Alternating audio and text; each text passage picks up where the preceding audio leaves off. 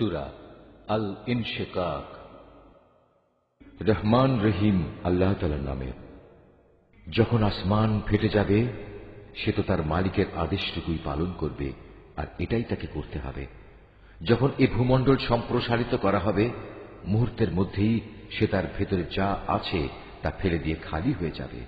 সেও তার সৃষ্টিকর্তার আদেশটুকুই পালন করবে, আর এটাই তাকে করতে হবে। হে মানুষ, কঠোর পরিশ্রমের মধ্যে দিয়ে তুমি তোমার সৃষ্টিকর্তার দিকে এগিয়ে যাচ্ছ, অতঃপর তুমি তাঁর সামনাসামনি হবে। তোমাদের মধ্যে যার আমলনামা তার ডান হাতে দেয়া হবে, তার হিসাব একান্ত সহজভাবেই গ্রহণ করা হবে। সে খুশিতে নিজ পরিবার পরিজনের কাছে ফিরে যাবে। আর যার আমলনামা তার পেছন দিক থেকে দেয়া হবে, সে তখন মৃত্যুকেই ডাকতে থাকবে। এভাবেই সে জ্বলন্ত আগুনে পুড়বে। অথচ দুনিয়ায় সে নিজ পরিবার পরিজনের মাঝে আনন্দে আত্মহারা ছিল। সে নিশ্চিত ভেবেছিল তাকে কখনো তার মালিকের কাছে ফিরতে হবে না। হ্যাঁ, আজ তাই হল। তার মালিক কিন্তু তার সব কার্যকলাপ পুঙ্খানুপুঙ্খভাবে দেখছিলেন। এই আয়াতটি যিনি তেলাওয়াত করবেন এবং যিনি এই আয়াতটির তেলাওয়াত শুনবেন, তাদের সবাইকে এখানে একটি সাজদা আদায় করতে হবে।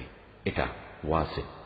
শপথ সন্ধ্যাকালীন রক্তিম আভার, শপথ রাতের ও এর ভেতর যত কিছুর সমাবেশ ঘটে তার, এবং শপথ ওই চাঁদটির যখন তা ধীরে ধীরে পূর্ণাঙ্গ চাঁদে পরিণত হয়ে যায়।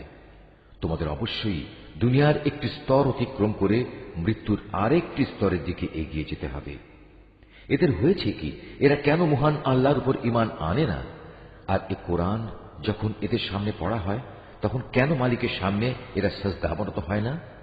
এ অস্বীকারী ব্যক্তিরা একে মিথ্যা প্রতিপন্ন করে। আল্লাহ তাআলা ভালো করে জানেন এরা এদের আমলনামায় কি কি জিনিস জমা করে চলেছে। হে নবী, তাদের সবাইকে তুমি এক যন্ত্রণাদায়ক আযাবের সুসংবাদ দাও। তবে হ্যাঁ, যারা আল্লাহর উপর ঈমান এনেছে এবং ভালো কাজ করেছে, তাদের জন্য আল্লাহ তাআলার অফুরন্ত পুরস্কার রয়েছে।